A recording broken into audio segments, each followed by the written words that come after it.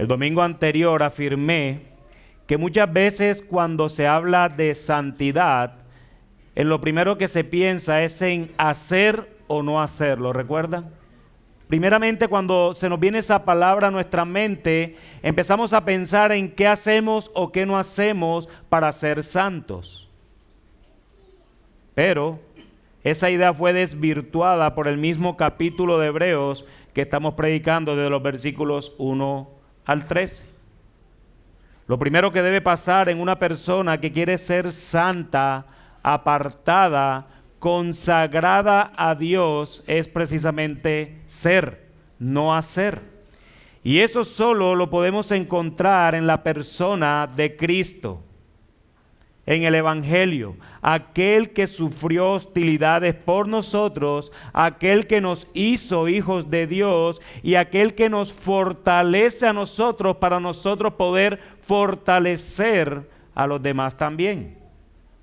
Cuando hemos mirado a Jesús de manera salvífica y no como un personaje histórico, entonces podemos apreciar la salvación que nos fue dada en virtud de su obra perfecta y entonces ahora sí podemos entender cómo hacer las cosas. Cuando miramos a Jesús y creemos que Él es todo en todos, que Él es la plenitud de las cosas, que no necesitamos más nada, que si no le tenemos a Él no tenemos nada, entonces, hermanos, solo entonces es cuando podemos actuar conforme a lo que el Señor nos demanda, porque Él mismo nos capacita para hacerlo. Debemos leer estos versículos a la luz de su contexto que estuvimos viendo la semana anterior, pero que seguro estaremos recordando en la medida de lo posible. Si leemos esto sin tener en cuenta el contexto, entonces vamos a terminar poniendo cargas sobre personas que no podrán buscar la paz y la santidad si primero no han entregado su vida a Cristo mirándole sobre todas las cosas. Así que el autor de esta carta a los Hebreos pasa de que su audiencia contemple a Jesús como debe ser, a pesar de lo que estén pasando, las persecuciones que están sufriendo y teniendo un entendimiento claro del Evangelio para que puedan saber ahora cuál es su responsabilidad. Era imposible que el autor de Hebreos podría decirle lo que pudieran hacer si primero no les hace ver quiénes son, en quién están, en Cristo. Vemos esta carta que fue escrita para una audiencia, hermanos, hace casi 2000 años, pero de verdad que no tengo duda que está tan vigente para nosotros como para nuestros hermanos de esa época, que tenían la responsabilidad porque el Dios de gloria que los había salvado, los había dotado colocando tanto el querer como el hacer por su buena voluntad. Y todas las obras que tenían que hacer porque eran salvos habían sido preparadas de antemano por este Dios de gloria para que ellos anduviesen sobre ellas igual que nosotros. Y recordemos nuestra tesis para esta miniserie. Solo si tienes una santidad profunda puedes servir al Señor con temor reverente. Solo si tienes una santidad profunda puedes servir al Señor con temor reverente. Y noten lo que dice el versículo 14 después de la majestuosa presentación del escritor acerca de a quién debemos mirar, y es lo que deben hacer estos creyentes judíos o judio-cristianos. Miren, noten lo que dice el versículo 14, busquen la paz con todos y la santidad sin la cual nadie, hermanos, nadie verá al Señor. La carta a los Hebreos es como un sermón escrito. Tal vez por el contexto de estos hermanos, el escritor no tuvo la oportunidad de ir a predicárselos, pero sí por lo menos se lo escribió. Y podemos mirar cómo el autor pasa de toda la parte teológica explicando cómo el antiguo pacto quedaba delante de este mejor pacto que tenían ahora en Jesucristo. Siendo judíos los destinatarios, debían entender lo que el remitente estaba diciendo. Era presentarles el antiguo pacto, cómo nos describiría todos sus elementos, sus ceremonias y demás, y ahora les presenta ese mejor pacto que firmó Jesucristo, ¿verdad?, con su sangre y en favor de ellos. Es una carta absolutamente evangelística, quitándole todo el peso de las obras para que pudieran descansar y mirar a aquel que hizo la obra perfecta y que les había imputado para presentarse ahora perfectos delante del Padre, lo que se conoce como la justificación. Sin embargo, como todo sermón, debe traer consigo demandas, respuestas de la audiencia, imperativos, ¿verdad? Y ahora pasamos a la respuesta consecuente de haber sido salvados, de quitarle o de quitarse todo peso, de alejarse del pecado, ser disciplinados por Dios como la muestra de su vínculo a la familia celestial y ser fortalecido constantemente para también tener la oportunidad de fortalecer a otros. El autor les da un imperativo, una orden, una demanda. Busquen, busquen. Otra versión dice esfuércense. Otra dice procuren. Seguid la paz, nos dice Reina Valera 1960. Esto significa que los cristianos hebreos deben hacer lo necesario para conseguir algo en particular. En este caso, deben hacer lo necesario para dos cosas: estar en paz con todos y ser santos. Es decir, si lo notamos, son acciones que involucran a todo el ser y su alrededor. La paz con todos tiene que ver con los que están alrededor de ellos, con las personas con las que conviven y en su contexto particular. Aún incluyen aquellas personas que por causa de su fe las están persiguiendo. Recuerden que el contexto de esta carta es que estos hebreos están siendo perseguidos. Y el escritor no les está diciendo, busquen la paz con todos menos con los que lo persiguen. No, está diciendo, busquen la paz con todos.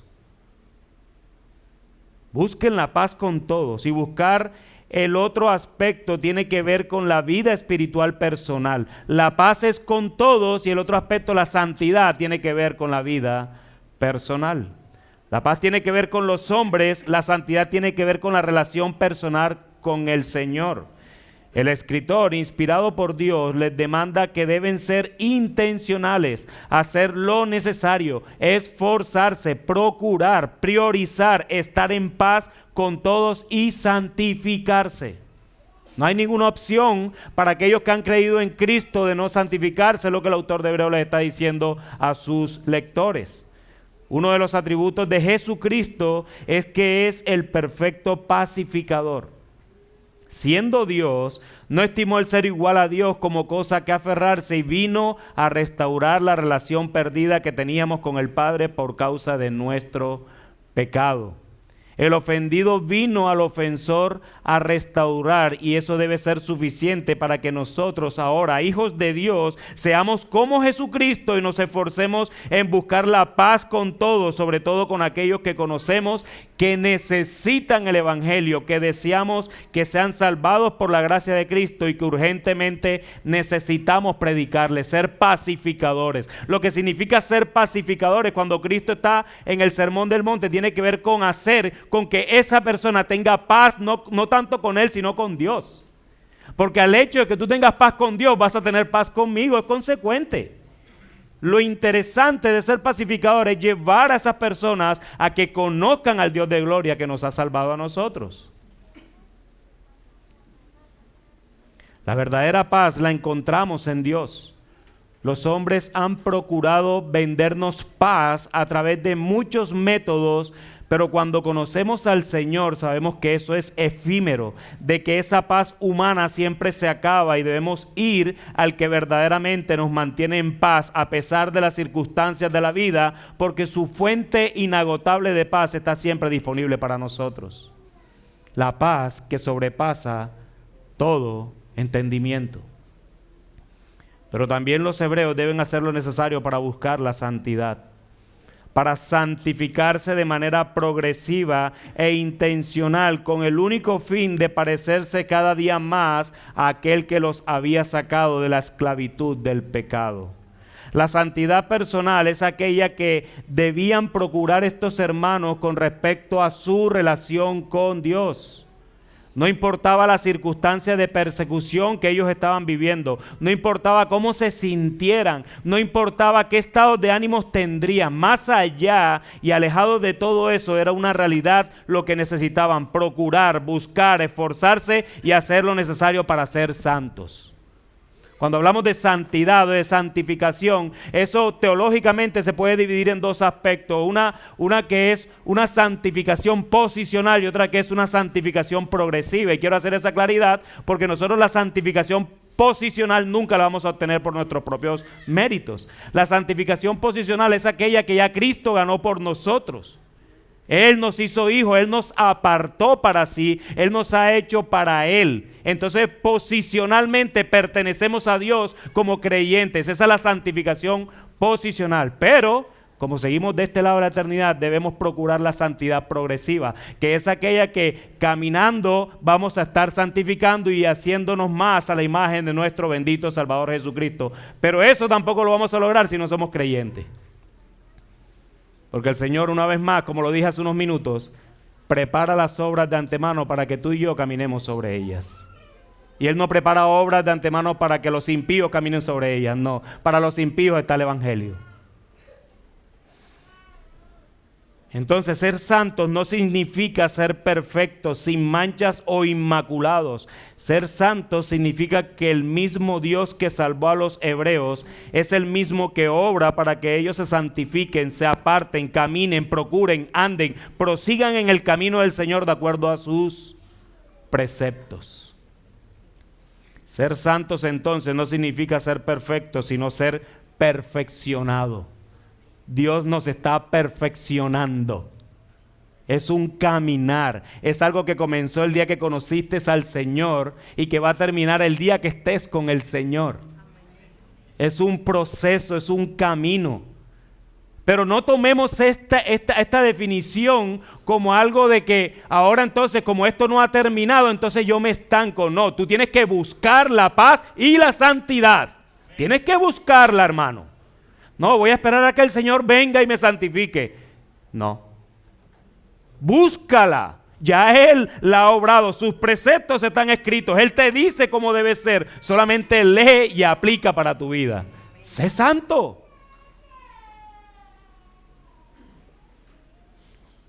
Así que todo esto para nosotros es lo mismo, amados hermanos. La semana anterior mencioné varios ejemplos de cómo quitamos rápidamente la mirada de Cristo para ponerla en otro lugar, personas o cosas. Y tal vez alguno de ustedes se sintió, eso fue conmigo, algo le dijeron. No, a mí no me han dicho nada. Más bien es de parte del Señor para ti, incluso para mí. Lo más difícil de esto es escribir algo que te va a caer a ti directamente. Pero yo no puedo ser hipócrita, hermano. Y hay días, y yo lo dije el domingo pasado, hay días en los que me enfoco más en cómo presentarles el mensaje que en el mensaje en sí mismo. Porque quiero mostrar erudición, quiero ser impresionante para ustedes. Y ese pecado me ha llevado a quitar la mirada de mi Señor y ponerla en ustedes como si fueran mis ídolos. Pero ¿saben por qué? Porque soy un pecador. Así que yo mismo escribí eso pensando en mí. Pensando en que muchas maneras podemos quitar la mirada de Cristo cuando no nos ponen las canciones al frente y miramos para atrás. Miren, recordándome del sermón pasado, cuando pasó lo que pasó, que ya Wolfram nos exhortó, cuando eso pasó yo lo que dije fue, voy a quitar mi mirada atrás, voy a poner mi mirada en el cielo. Porque mis hermanos se la saben, ellos están cantando y yo nada más decía era amén, amén, amén por las verdades que estaban cantando. Así que de manera rápida quitamos nuestros ojos del Señor. Si te sientes identificado con alguno de esos ejemplos, entonces el resultado de esto debe ser lo mismo que el escritor le está diciendo a los cristianos hebreos. Busca la paz con todos. Busca la paz con todos. Si quitaste la mirada del Señor por algún tema o persona en específico, entonces debes ir a Dios y a esa persona en arrepentimiento. Busca la paz con todos.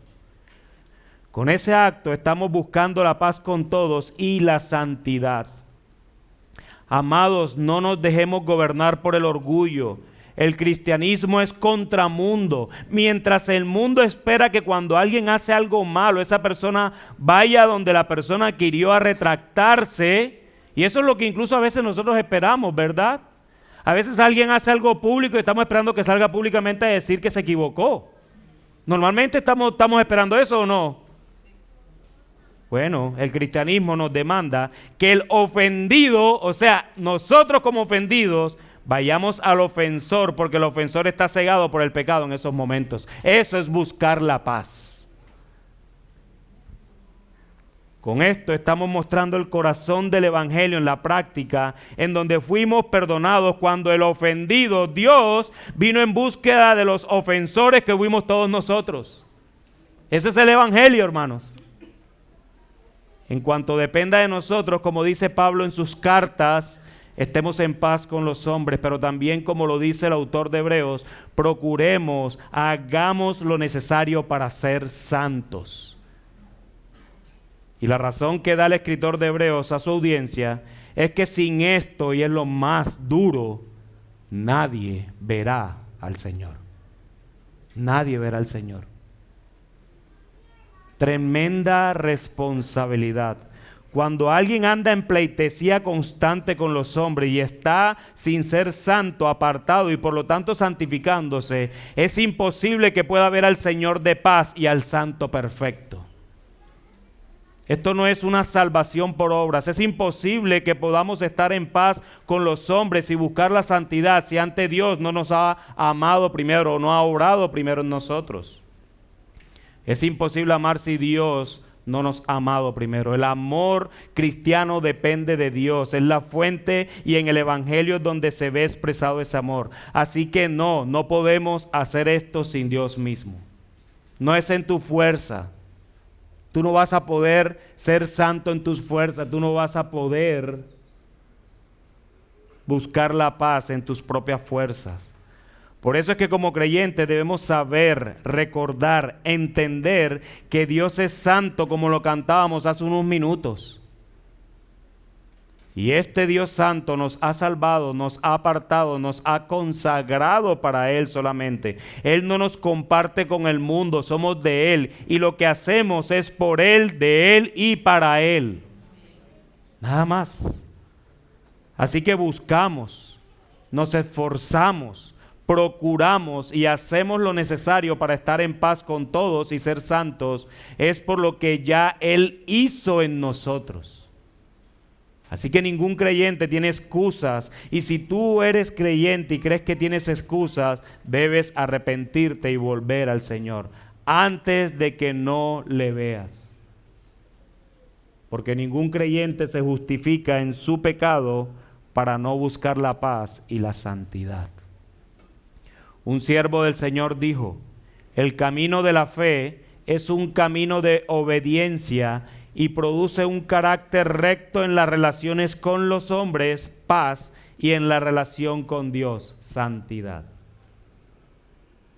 Así que, amados, podemos buscar la paz y la santidad con esfuerzo, porque el Dios de paz, que es santo, nos los ha dado para hacerlo. Él coloca tanto el querer como el hacer por su buena voluntad.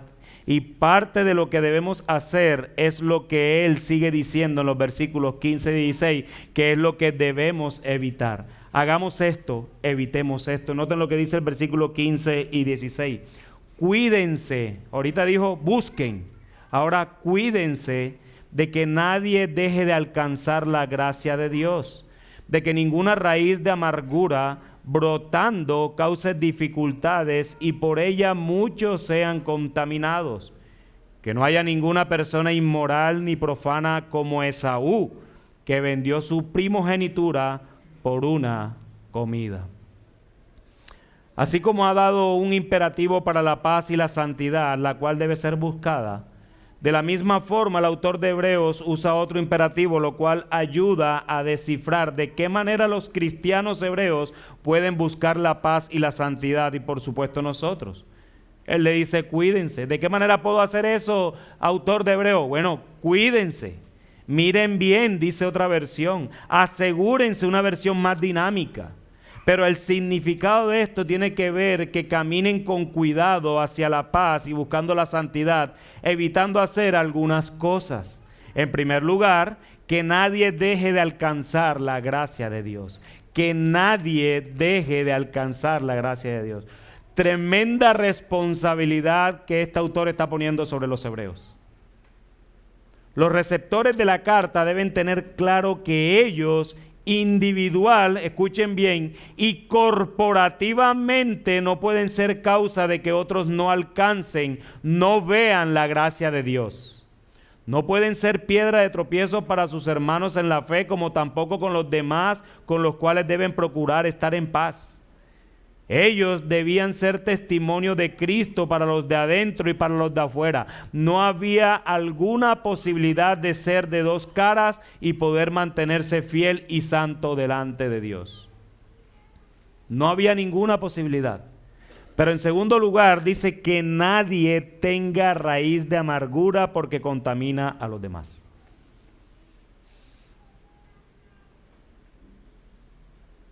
¿Sí escucharon? O sea que la raíz de amargura no es algo nuevo para nosotros. Eso viene desde hace 2000 años y quizás, es más, ¿saben una cosa? Me voy a remitir a esto y me voy a atrever. Viene desde Génesis. Adán y Eva tuvieron hijos, ¿verdad? Y uno de ellos, por la raíz de amargura, presentó una ofrenda mal presentada. Así que este tema no es nuevo. Este tema no es psicológico de la época nuestra, de ansiedades y todo lo demás. Esto tiene que ver con el pecado nuestro. La raíz de amargura es un pecado. Los hermanos hebreos tal vez estarían lidiando con raíces de amarguras por estar siendo perseguidos por sus mismos coterráneos de la nación judía. Independientemente cuál era la fuente que tuvieran para tener esa raíz de amargura, estos hermanos debían desecharlo prontamente porque esto evitaría que tuvieran paz con todos y los alejaría de Dios por la misma amargura. Hermano, tú tienes raíz de amargura. Pastor, ¿y cómo yo sé que tengo raíz de amargura? Pues cuando piensas en algo y te amarga. Sencillo. Por ejemplo, cuando tenemos enfermedades crónicas, yo tengo enfermedad crónica, y no estoy diciendo que esto me pase, lo que les quiero decir es esto. Cuando tenemos enfermedades crónicas y sabes que no puedes comer algo y sabes que lo tienes que pensar y cuando lo piensas eso te amarga, tienes raíz de amargura. Tienes raíz de amargura. Es que, hermanos, ¿saben una cosa? Es que hemos tomado el pecado y lo hemos tratado como algo tan ligero que se nos olvida que ese pecado fue clavado en la cruz, en una persona. Y cuando tú tienes raíz de amargura porque no puedes comerte cualquier cosa que sea, estás odiando a Dios en ese momento. ¿Por qué me diste esta enfermedad a mí? Si yo no la merecía. Es que detrás de la raíz de amargura lo que se esconde son un montón de justificaciones de tu vida.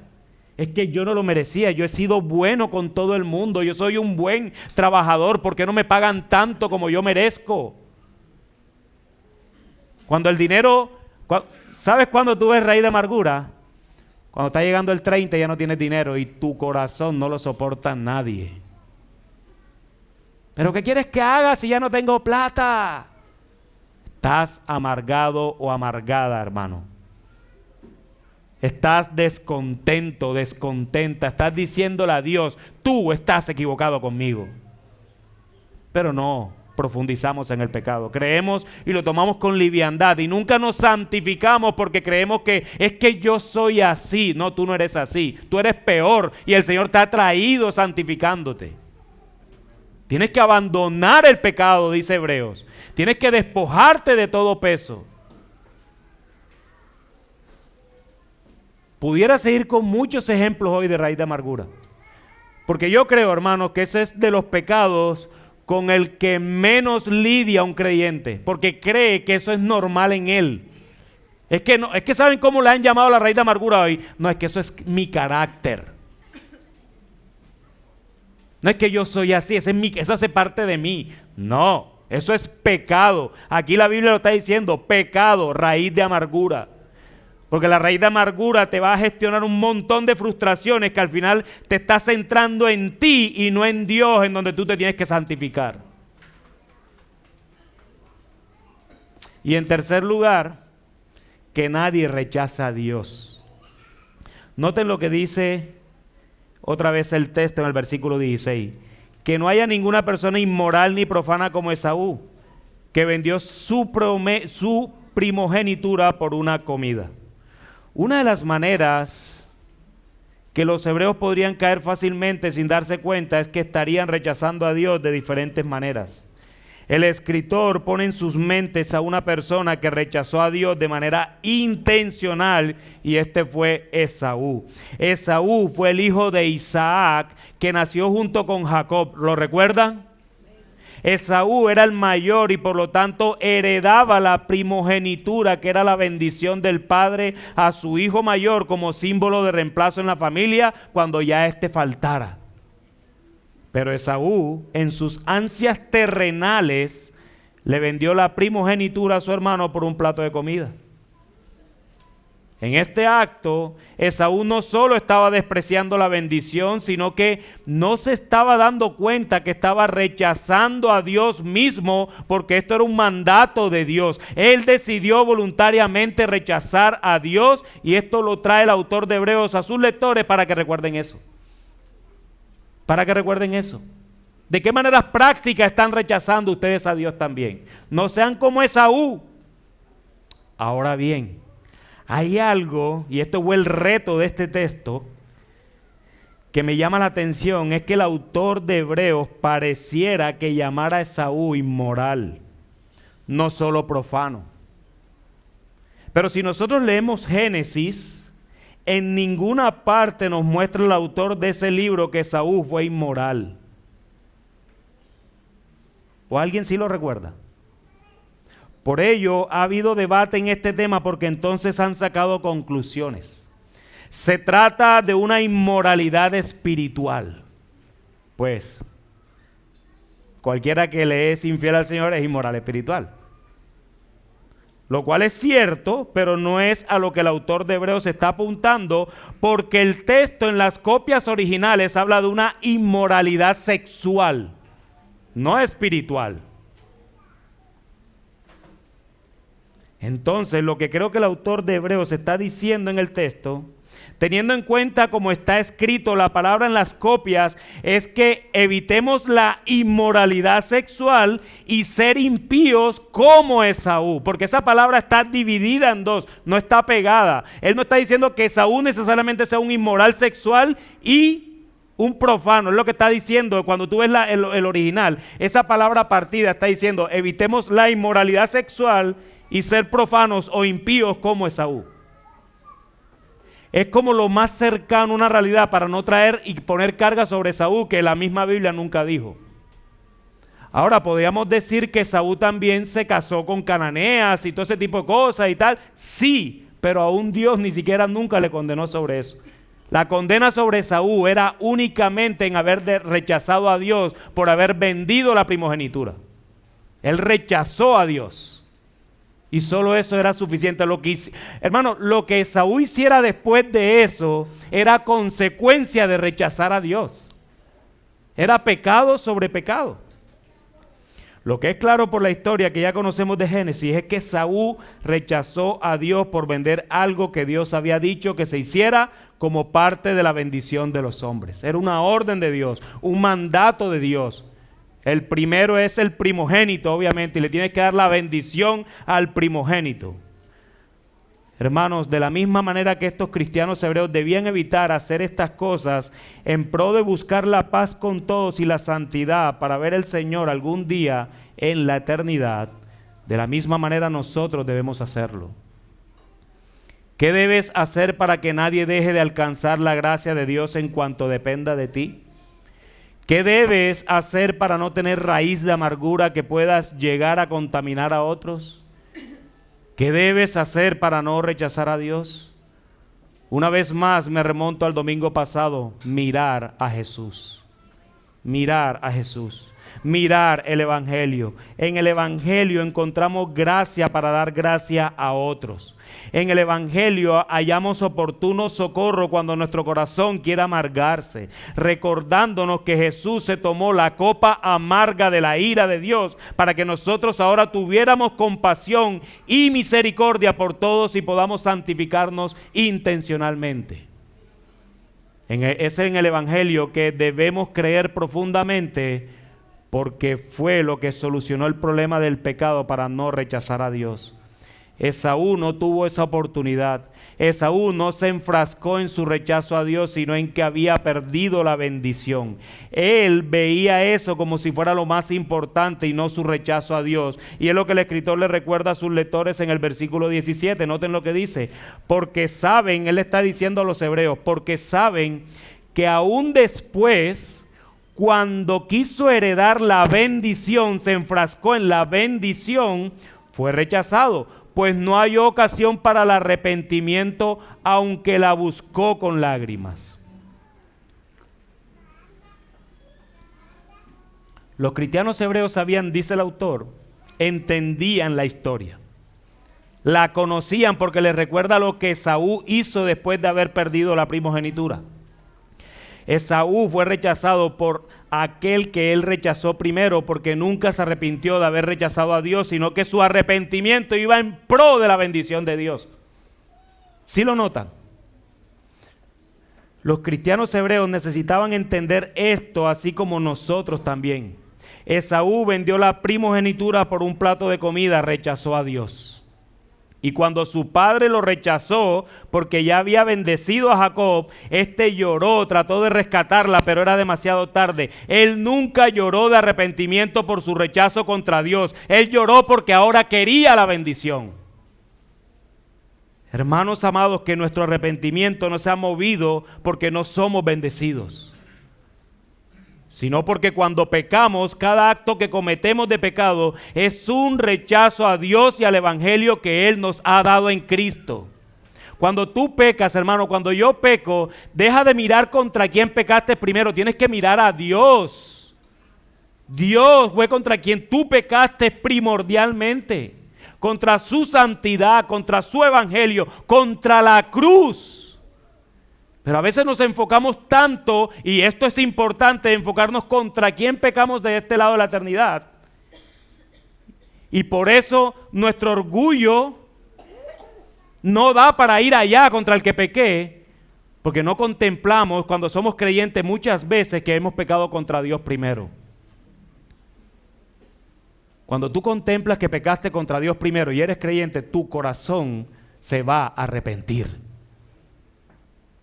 Y cuando ya estás arrepentido, vas y pides perdón a aquella persona que tú consecuentemente te llevaste por delante por causa de tu pecado.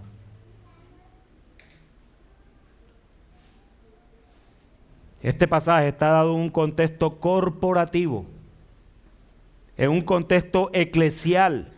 Y estos hermanos de la iglesia hebrea estaban viviendo una época física y espiritualmente difícil, pero eso no anula las demandas y los imperativos del Evangelio para ellos. Nosotros, hermanos, difícilmente somos perseguidos por nuestra fe en un país como este hasta ahora. Tal vez la persecución a la fe se da de diferentes maneras, como las ideologías y filosofías que han creado los hombres para apartar de Dios a muchos. Tal vez la guerra es cultural cuando dejamos de que costumbres del mundo quieran meterse en nuestra iglesia. Tal vez podemos ver algo de persecución en esto, pero esa persecución es más de mantenernos firmes en nuestra fe. Que no te dejes mover por tu fe. Que no te dejes mover por filosofía hueca. Si tú te mantienes firme, es suficiente. Que tú creas el Evangelio es suficiente. No nos están persiguiendo con armas porque tú prediques a Cristo en una esquina. Tú puedes salir ahora tranquilamente y pararte en un bus y predicarle a todo el mundo. Te pueden tirar el libro, las hojas, lo que quieras, pero te aseguro que nunca te van a matar por eso. Es más, te garantizo que la mayoría del bus te van a decir amén. Nosotros estamos en una zona de confort, hermanos. que lo más duro que nos toca es no permitir que las ideologías mundanas penetren en la iglesia o en nuestras familias. Pero estos hebreos tenían eso también. Tenían una cultura modernizada, una cultura grosera, pero además los estaban persiguiendo para encarcelarlos por su fe o para matarlos. Nosotros difícilmente somos perseguidos por eso. Nosotros tenemos que mantenernos firmes, sin fluctuar. No porque las sillas estén vacías, debemos entonces cambiar los métodos de evangelización o hacer cosas atractivas a los ojos de los hombres y mujeres para que puedan sentirse atraídos por una iglesia. Hermano, hermana, si el evangelio no los atrae, no hay nada que pueda hacerlo y debemos creer en eso. Nosotros debemos seguir siendo fieles, siendo santos dentro y fuera de este lugar. Que cuando esté frente a alguien que no conoce a Cristo, esto provoque a esta persona a uno de dos sentimientos o pensamientos: conocer a Cristo o matarte. Eso es lo que debe provocar uno al mundo cuando lo conoce. Quiero conocer a ese Dios que tú sigues. Yo no sé cómo lo sigues, pero yo quiero seguir a ese Dios que tú sigues. O sabes qué, aléjate de mí, que yo no quiero saber nada de ese Dios. Hermanos, no negociemos las verdades del evangelio, porque al hacerlo no estamos buscando la paz con todos. Al hacerlo no estamos siendo santos. Al hacerlo no estamos evitando ser piedra de tropiezo para que otros alcancen la gracia. Al hacerlo no estamos evitando que corazones se contaminen con raíces de amargura. En definitiva, una actitud como esta es síntoma del rechazo que hacemos a Dios.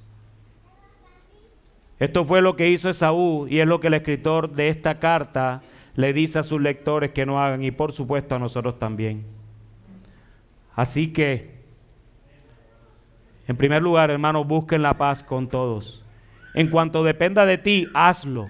Haz algo, no te quedes quieto. Eso muestra el amor que Cristo tuvo por ti en la cruz y que se hace extensivo a otros. Con los primeros que debes buscar la paz son con tus hermanos en la fe. Si hay algo en tu corazón en contra de un hermano, acércate, háblale, ámale. Si lo dices a otros, estás murmurando y eso te aleja de Dios. Si hay otro tipo de relaciones fuera de tus hermanos en la fe que debes tratar, solo hazlo. Trata de conciliar. Tú no puedes salvar a nadie, pero sí puedes ser testigo de aquel que sí puede salvar a todo el mundo. Ve y sé un pacificador y trata de reconciliarte con esa persona y que esa persona sobre todo pueda ser reconciliada con Dios. Predícale el evangelio. Hermano, santifícate. Tienes a disposición todos los medios de gracia que Dios nos ha dado para hacerlo. Cuando no te santificas, es prueba de que te estás comenzando a alejar de Dios, de que lo has comenzado a rechazar. Esos medios de gracia son la lectura constante de la palabra de Dios. Santifícalos con tu verdad. Tu palabra es verdad. Hermano, hermana, tú vas a ser santificado es con esto. No con obras de teatro, no con películas de cine. Es con esto que tú te vas a santificar.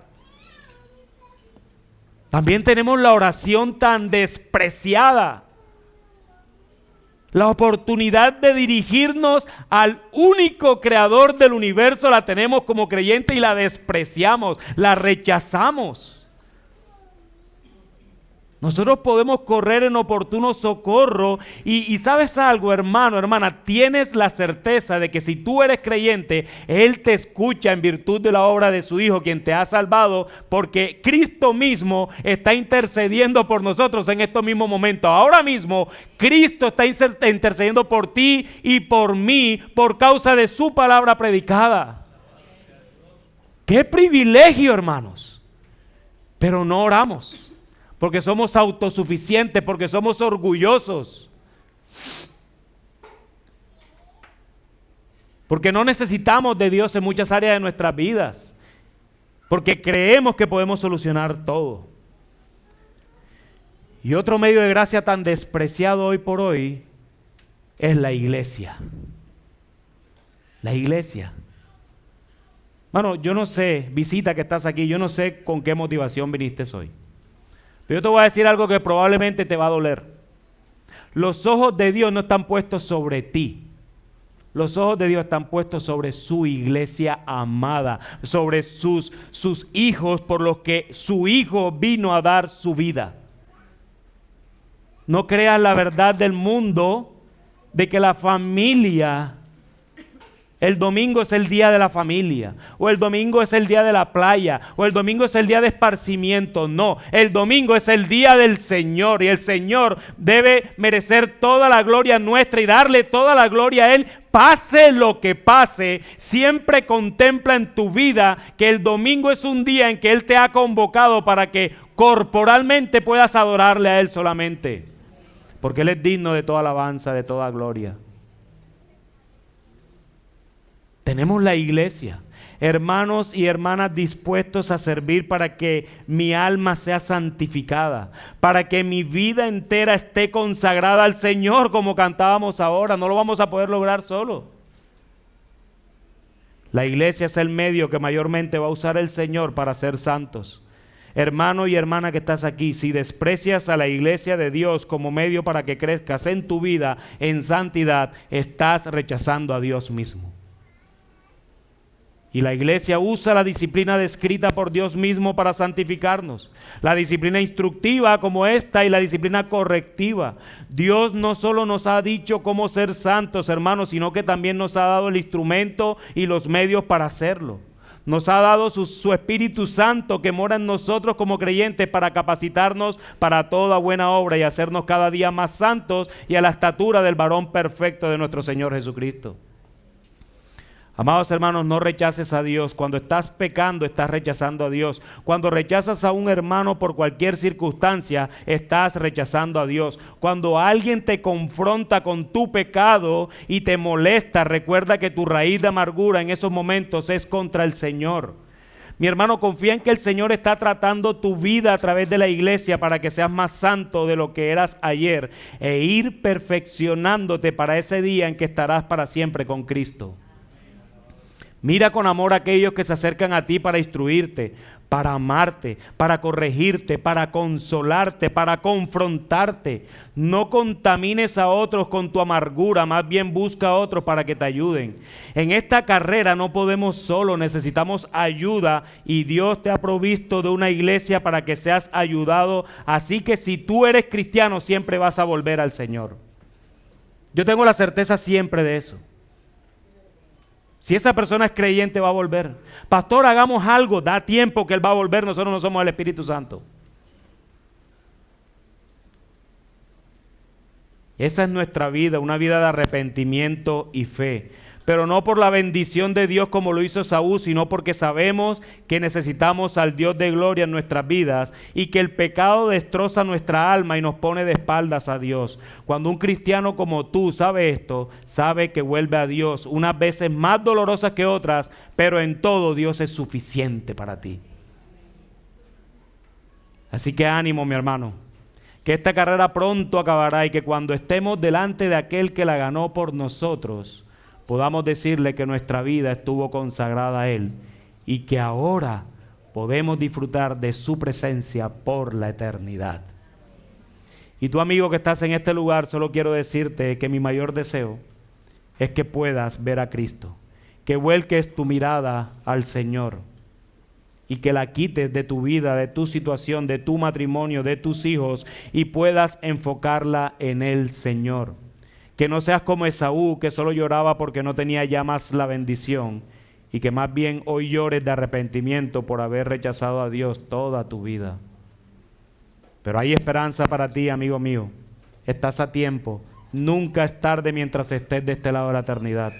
A diferencia de Esaú, por centrarse en la bendición, nunca alcanzó misericordia.